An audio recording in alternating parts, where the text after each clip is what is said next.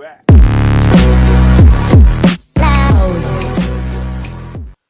Good morning, good afternoon and good evening, and welcome to my channel. This is the second episode of Trading and Inside Look, and we've installed a new button today as well. So if I press that, it then focuses. So if I want to focus on something, I just press the button and we're good to go. Okay, so today we're interviewing Crocker, who is a trader, and I will leave the rest of the information for the interview. Let's get straight into this. So, welcome to the podcast / video, Lewis. How are you doing? Yeah, not bad. Firstly, thanks for inviting me on. It's actually a bit weird being on this side of the interview. Normally, I'm the one who's constructing them, so it's a little bit different. But yeah, thanks for inviting me on. No worries, mate. Thank you for coming. It's a pleasure to have you on. So the first question would kind of go into the second question, so I'll say them both together. So if you'd just like to introduce yourself and then tell us what attracted you to trading in the first place. Yeah, it's one of the what first attracted me. It's going to sound very, very cliche, but probably like a lot of people who end up coming into the trading space, one thing that really attracted me was seeing a lifestyle of people living. I know, you know, later on down the line you learn a lot of it is a rented lifestyle and to promote other things. But I think the fact we could see people our sort of age, I can imagine we're similar ages as well, you know, driving all these cars, RS6s, Lamborghinis, whatever, going on crazy holidays and even making, you know, relating to the money side as well, seeing someone making, you know, your monthly salary even in one trade alone in 5 or 10 minutes. I think that was the first thing that really attracted me to getting into trading, then obviously forced me into joining action and taking up trading itself. Yeah, same with me, mate. Same with me. It's the whole kind of culture. It's a different mindset, different way of thinking, and I always say to people, there's only one other way you can make money this fast, and that's an illegal way. You know what I mean? Yeah, exactly. I know that's it. It's probably one of the only real ways legally that you kind of go ahead and make money as well. Yeah, mate, 100%. Because I know there's an interesting guy on YouTube. I can't even think of his name now. He's trying to teach kids that have gone down the wrong path that they can make that kind of money trading, and that was one of the things that kind of got me into like wanting to know more when I was already into it. Yeah, exactly. You sort of get sucked in, like I said, you sort of get sucked into it, but when you see people living the lifestyle that you want to live or you dream about living and making, you know, that sort of money, it does really, you do sort of get intrigued by it and obviously want to learn more. Yeah, it is. And also, kind of like, there's so many different avenues with it as well. You see some people like, you know, are quite aggressive with it, and then you see some people that are quite conservative with it and treat it more like a kind of job. Do you know what I mean? Like, you got kind of the style that we kind of know, which is like, you know, very disciplined. But then you got people that kind of do it because they enjoy doing it as well, and they'll do it all day. And that's definitely what attracted me, is the kind of unlimited potential for doing this to any lifestyle. Yeah, exactly. And it's also the freedom that eventually, you know, if you work hard, you put the work in, you take sacrifices, and like you said, the discipline as well, it does come in the long term. Yeah, it does. So that leads on to my next question, which is like, what was your intentions when you first started trading? Was it like kind of a hobby? Did you want it as an income? Did you want to go full time? I think I always had the idea of going full time. That was always my sort of long term plan with it. But I never thought I'd hit it as quickly as I did.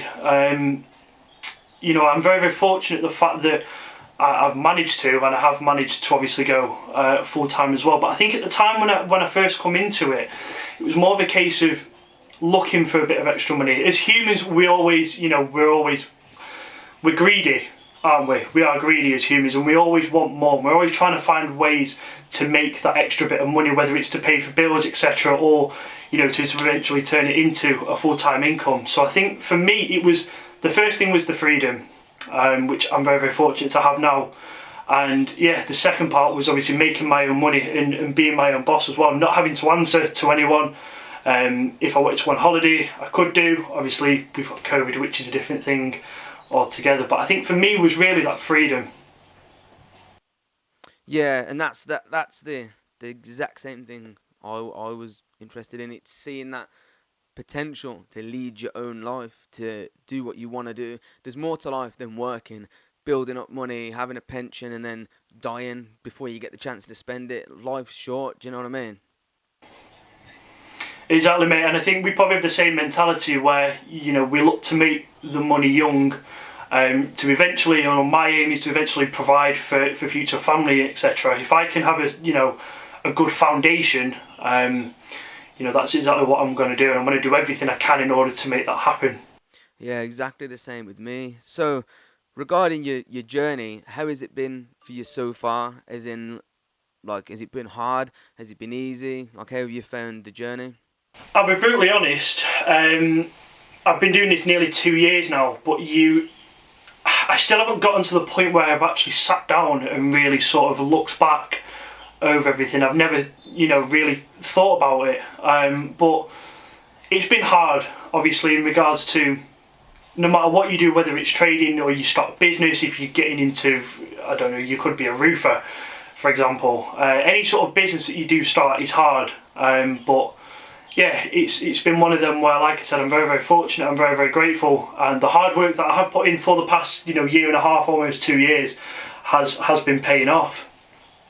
Yeah, and a lot of people come into this thinking it's going to be easy, it's going to be an easy ride, and then it doesn't work for them and they give up. So it takes a lot, I know myself, to just keep going at it, going at it, going at it, and then you get knocked down, you get slapped in the face, you get kicked in the stomach all the time, and you're just like, oh, you literally get beaten up psychologically by it. You just got to keep being persistent, haven't you?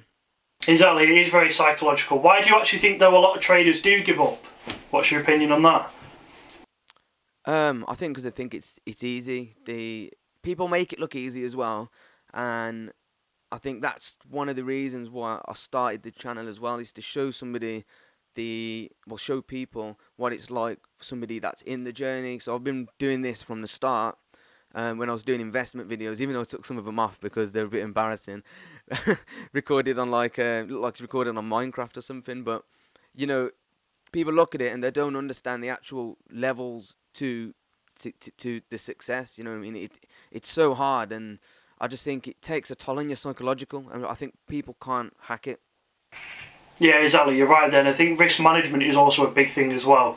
If you don't have the correct, risk management, we obviously use, 1 to 2% on a stock. Indices might be a little bit different, but if you don't have that correct risk management, you keep taking big hits. It's eventually just going to, keep churning away at your margin as well. And that money isn't easy to come by either. We all work hard for money, but if you haven't got the correct risk management, it's going to be very, very hard to try and succeed in this game. Yeah, and I think that's another thing as well. The risk management. People blow up the accounts, and it's hard to get that money back. And people have no discipline or no risk management. So they come in, they load up their account. Oh, okay, don't even bother going on demo. Let's give it a go. Lose the money. Trading's not for me. I'm just gonna go on YouTube and slag it off now. And I think that's a cycle that happens with so many people, because you've got to understand risk management. You've got to understand the psychology behind it, and just take it easy. It's a marathon, not a sprint. Yeah, that's the way I say it. It is a marathon, not a sprint, but the marathon also continues as well. It never ever stops. So you have to kind of be dynamic as somebody like yourself who trades full time, which is that's correct, isn't it?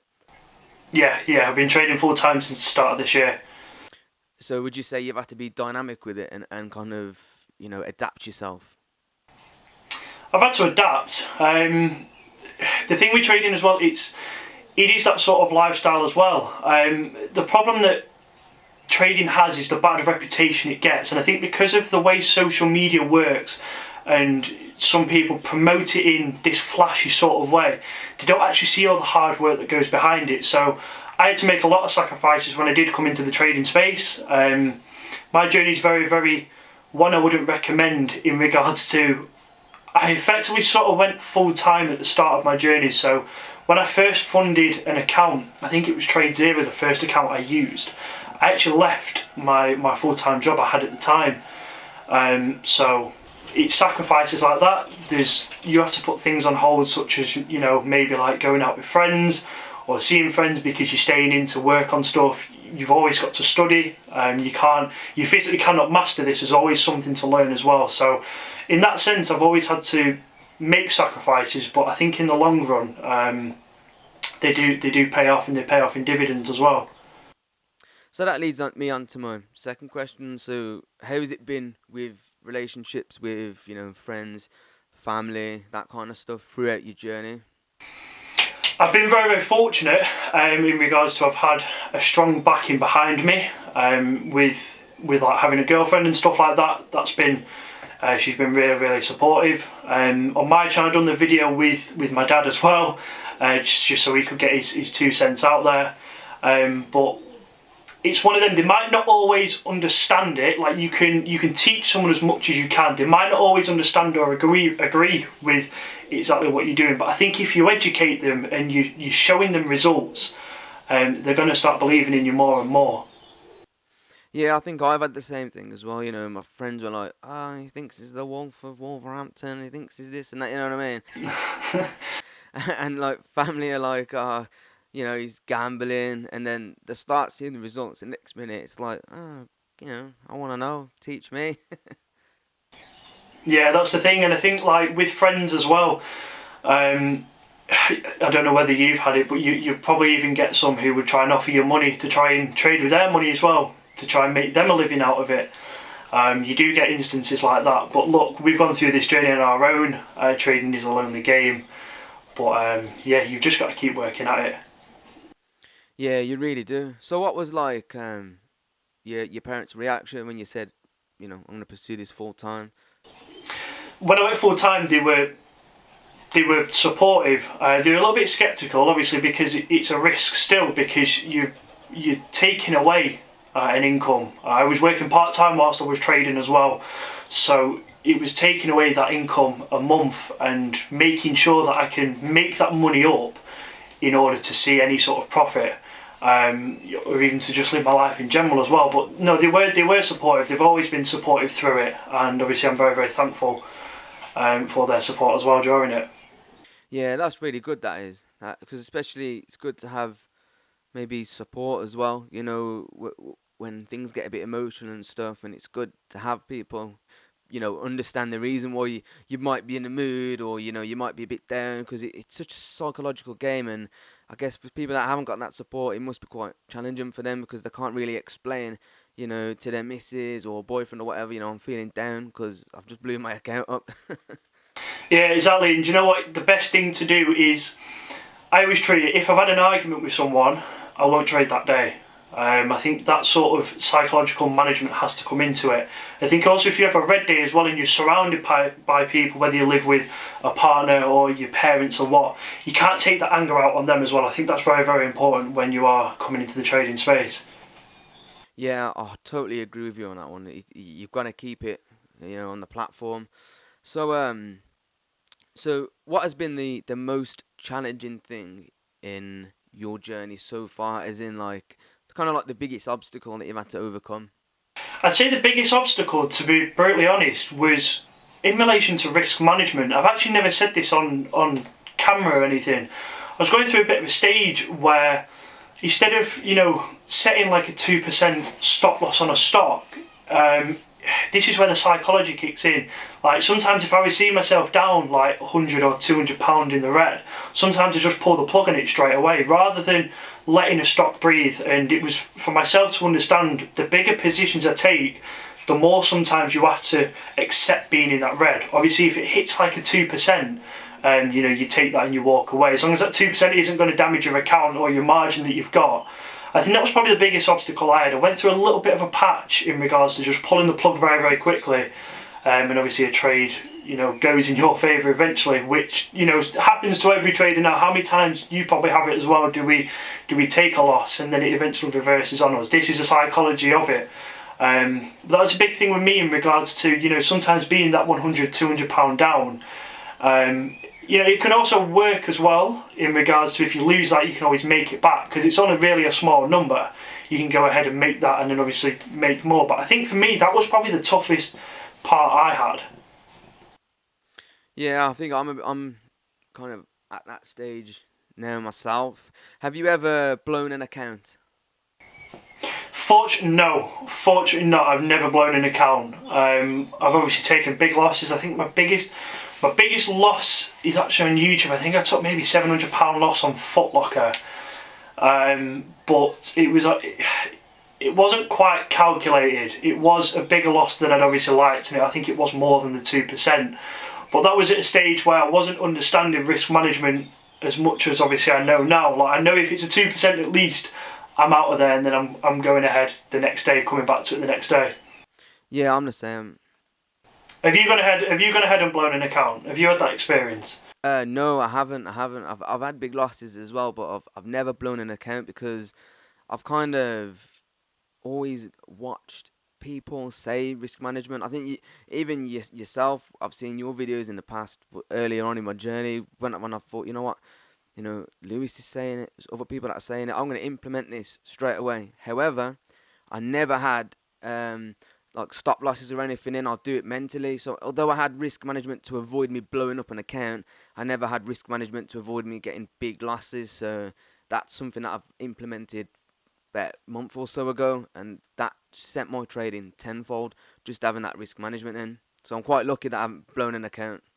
Yeah, exactly. If you've got the correct risk management, it's very, very hard to fail in this. Obviously, sometimes you have to go ahead and take a big loss. But I think it's important as well that you don't go ahead and try and chase that loss back. Obviously, if it's calculated, make sure you can go ahead and make that back in the next trade or the next day, whenever you come back to it. Yeah, 100%. Like, yeah, I made them at times. I've done like, I think the worst one was 22 trades in one day, all red, small reds, chasing. Jesus.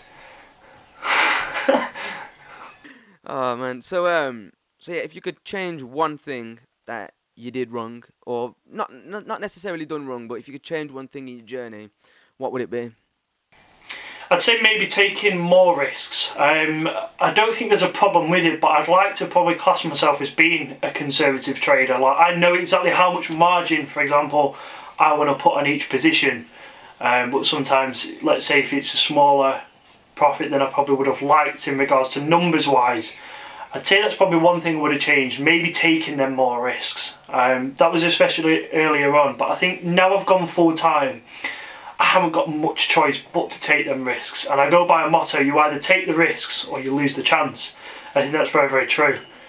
Yeah, 100%, 100%. That is, I actually love what you've just said there. That is so true. And for people listening to this, that is the best piece of advice, is that although you got to have risk management, I think some people see risk management as something that, yeah, you shouldn't take risks, but it's just managing those risks, still taking risks. You're not going to get nowhere if you don't take those risks, but you've just got to manage them. Yeah, as long as they're managing the calculated, you can't really go wrong. But yeah, that's a quote I have. I've got it on my wall. Take the risks or lose the chance. I love that. That's going to be my quote of the week. I always choose a quote every week to reflect on. Good man. Get that on your wall. I want that on your monitor, background and everything. Yeah, I will. I'm going to print it off in a bit. So, what's been your biggest realization trading? I'll tell you mine. Mine was realizing that it's not all about strategy, and it's about up here in the mind and risk management. Probably very, very similar to what you've just said. It being a mental battle. Also understanding the fact that us, like retail traders, are not going to outdo the big boys. We're not going to do, outsmart the big banks or anything like that. We had that whole frenzy with GameStop, which was just a different, crazy situation. Did you manage to jump on that or anything at all? I did, but I did it on demo for a laugh, and then I did short it back down on a real account. Right, yeah. See, that doesn't fit my strategy. And like I said, I feel like I am quite conservative. Even though I do obviously take, bigger positions. Now I've obviously gone full time. I am quite a conservative trader. Yeah, it's the best way to be. I didn't really jump on the bandwagon, but I kind of jumped on the aftershock of it, because I thought, I'll jump on the bandwagon on demo just to see how these stocks move, these Reddit stocks, when it first coming about. Yeah, and I think a big thing as well is we have a quote, don't we, called FOMO, which is fear of missing out. And I think sometimes, especially when you are in a community and you see someone, making a salary or whatever, and you don't take them positions. I think that's another big psychological thing, and I think that was something that I learned quite quickly to just sort of disregard as well. If I see someone else doing well, fair enough, more power to them, but we're all on our own journey. And I think, that's one thing I learned, is to not try and get too sucked into missing out on a position as well. Yeah, that's solid. That is. So other than risk management, what would you say is the most important thing to somebody who's at the start of their journey? What's the most important thing for them to learn other than risk management? Time. I think time is needed. As we said, it's a marathon, not a sprint. I've been doing this nearly 2 years. If I could compare it to being a book, let's say chapter 10 was like the mastery sort of level. That's like your Warren Buffett sort of people. In chapter 1 is your starters. I'd like to say maybe chapter 3, somewhere around there. So I think coming into it, you've got to be, first thing, prepared to lose all your money. I think it's harsh, but I think it's true. Be prepared to lose all your money. Don't try and outsmart the markets. And risk management is one of the biggest ones. If you're mentally prepared to take a loss on the day, you're onto a bit of a head start. But I think also coming in with it with a clear mind as well. Like I said before, if you're having difficulties with your own personal life or anything, it is probably going to affect your ability to trade as well. Yeah, 100%. Yeah, I've been caught out in stuff like that myself a lot, to be fair. So I know the importance of that because, mate, like, even like at work, just like having a bad day at work and then trading and then going, oh, why was that trade red? You know what I mean? What have I just done? And then you look back, keep a journal, right? Keep a journal, and you look back at your journal, and then you're like, oh, it starts clicking, like, oh, that's why, you know what I mean? I was under stress here, and so I guess that's like hard when you're at the start of the journey, when you're working and stuff, and trying to trade and have discipline and fit it into your life. That's like the true challenge. But once you're there and you go full time, and then I guess you can implement trading into your life how you want to. Exactly, your sort of life fits around it in a way. Like, I know I've got to be back an hour at least before the market open, so I can jump on and do my analysis for the day. But it's the lifestyle it brings as well in regards to, like I said, I could be out, for example, and I know the Fed is speaking at say 6 o'clock. But you sort of stay tuned with it a little bit. Do you understand what I'm trying to say? It's always on your mind, and when you do obviously come into it, you can't really sort of forget it. Although you obviously get weekends when the market isn't open, we all still go ahead and we still study, even though it should be a relaxed time or whatever, and it's a socialise, etc. We still have to obviously put the hard work in as well. Yeah, that's the thing. You're always plugged into the market as a trader, aren't you? And you have to be, because I've tried to switch on and off. Unless you're an investor, but I've been in positions when I've not realised the economic data is coming out and it's caught me out and I've been stuck. And, you've always got to be kept plugged in, but still have that balance with friends and family and stuff. Do you find it hard to sort of escape out of that mentality, like trying to disregard it a little bit? Yep. Before I go to sleep, I can't get it off my mind. Can't get off trades coming. I mean, on my mind all weekend. I just can't wait for Monday morning so I can get up at 7:30 and then do some analysis in trade. And like, I can't get it out of my head. It's what I really struggle with. That's the thing, that's like I was trying to say, where it's always sort of constantly on your mind and you sort of live your life around it. Like, we know the market opens at 2:30 our time, so we know we've got to be there. We've got to show up at least. We've got to be there, at least an hour before. So it's fitting that around your actual lifestyle as well. But obviously, once you go full time, you have that little bit more freedom. But you've still obviously got a job to do. Yeah, exactly. And I know people that are trading in the toilet, trading like hiding, at work, trading on lunchtime and stuff like that. So I guess when you're full time, obviously becomes a lot easier. So I think that's another thing with the journey. I always say to people, just take it easy. I know people that trade twice a week when they can. Keep it at that, because if that's when you can tap into the mindset correctly, just stick to that until you can build it up enough when you can go full time. Do you know what I mean? Yeah, it's the thing with the PDT rule, especially for Americans as well. That I think they are limited to 3 trades a week, obviously unless they go to an offshore broker. But I always see that as a good point as well, because you limit yourself to the amount of trades that you can make a week. For example, like you said before, you made 22 trades in a day. That's just ridiculous, isn't it? But yeah, I think that's why I always say the PDT rule can always be a blessing as well.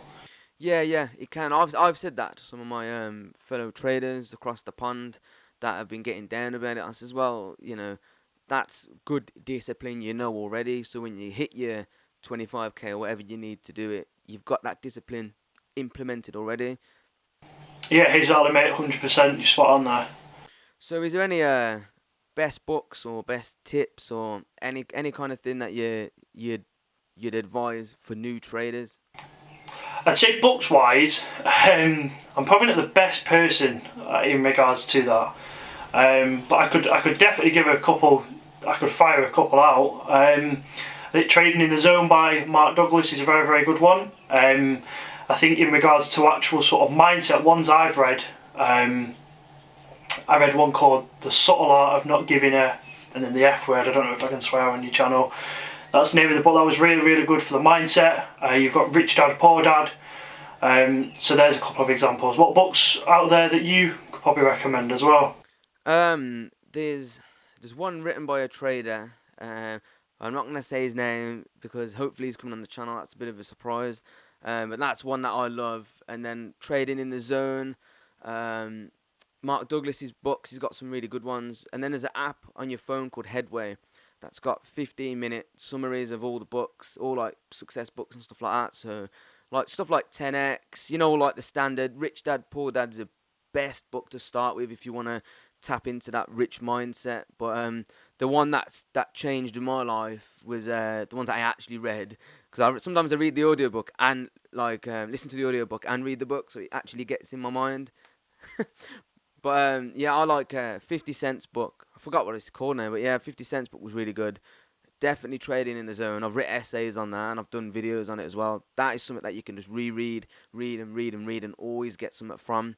And then the last one is How to Trade for a Living. Absolute brilliant book. I forgot who it's by now, but that is something that you can really tap into the mindset when you read it. Have you ever tried anything like meditation or anything like that? Yeah, yeah. I when I was in uni, I lived in a buddy center because the rent was cool. I thought it was a cool place to live. So yeah, I've done learnt all the meditations before, like the proper like Buddhist monks and nuns in them, and it's kind of crazy. But I learnt all the meditation things from those guys, and it is such a good thing to get into. Have you done it? Yeah, I did. I went through a stage of doing it. I think it was more the start of maybe last year when obviously the pandemic hit. I was doing it a lot then, but I think it just got to a point with me personally where I was just like, I don't really feel like I need this. Like, I just get myself right into it. I know an hour before, like I've got to get myself right into the zone in order to make this work. That was just the mentality that I almost snapped in it pretty quick. So yeah, I think that's one thing. Is just I just snap right into the mentality when I know work has got to be done.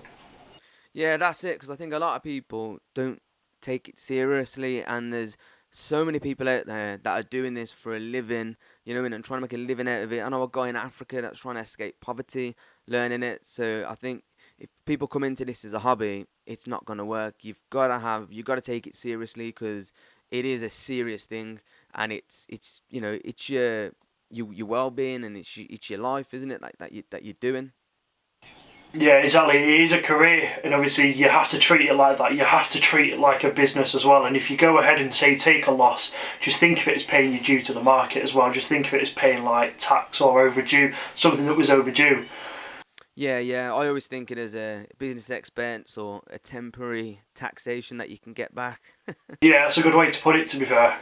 Yeah, yeah. I love telling people to think that way. When you're down, because that's what when I used to have like reds, and I used to be like, oh God, that's a big red. I used to just sit there and think, you know what, I'm gonna get that back tomorrow from the market, but I'm gonna have that discipline where if I don't get it, I'll get it the next day, but I'm coming back for my money. You know what I mean?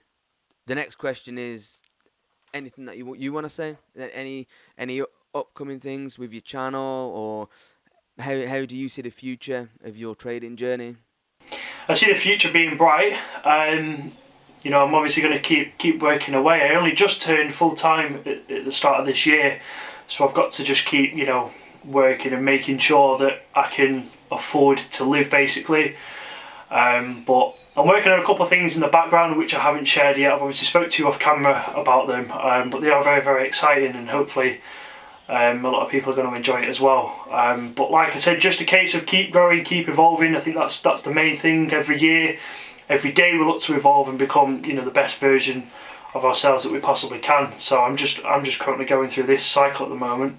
Sounds brilliant, mate. Absolutely brilliant. That's the kind of thing that you want to hear. Do you know what I mean? Like with this, it's a community, and the more kind of the more things we can get out there and work with each other, like we're doing now and stuff like this, you can get this out there, and you know, let people know that it's no longer the rich people that can take use of this. Like I was talking to a trader that's been trading for years, and he said he used to have to trade off the teletext, and you couldn't get hold of charts back in the day. You couldn't get hold of a minute chart.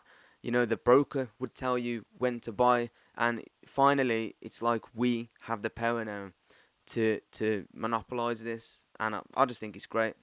Yeah, exactly, and I think it's good as well that we do stuff like this because it helps people come in, you know, into trading as well. It gives them more of a knowledge they probably wouldn't have had before. And like I said, with the whole reputation that trading has and the way social media is with it, it's good for people like us to come out and really give people that sort of like reality check as well when they obviously are coming into it. Yeah, that's bang on, mate. Bang on. Well, thank you so much for coming on, and hopefully I can get you back on in the future and I want to do like a catch-up session with everybody that's been on. Yeah, no problem, mate. Thanks for having me. Anytime, any help you need doing, I can always help out. Yeah, respect, mate. For anybody that wants to check out your channel, I'll link it in the description, and your Instagram and your socials and stuff. And yeah, I'll see you in the next one, mate. Yeah, see you later. Thanks for the chat. Peace out. Well, that's the end of the episode. If you stuck around, I really appreciate it. Drop a like, drop a comment, subscribe, and go and check out Lewis's channel. Like I said, I will do a catch-up session very soon. The podcast is now available on so many platforms. I'm absolutely buzzing about it. It's available on Breaker, Google Podcasts, Pocket Casts, RadioPublic, Spotify, and a few others. So, and there's more platforms to come as well. So, big movements for the Trading Easy channel. So, thank you for listening, and I'll see you in the next one.